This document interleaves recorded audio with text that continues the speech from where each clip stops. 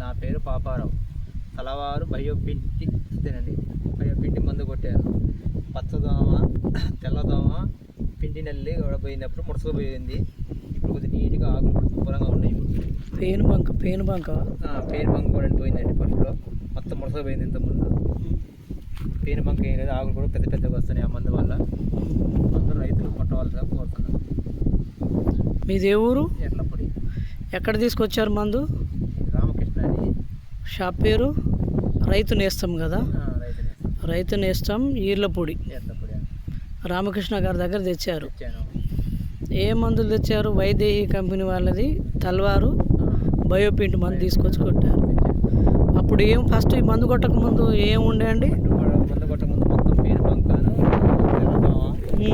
మొత్తం నల్లి పట్టేసింది మొత్తం.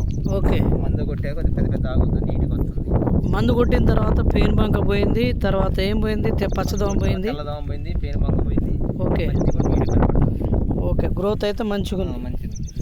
మిగతా రైతులు కూడా దీన్ని కొట్టుకోవచ్చు కాండి. సరే, ఓకే, థ్యాంక్ యూ అండి.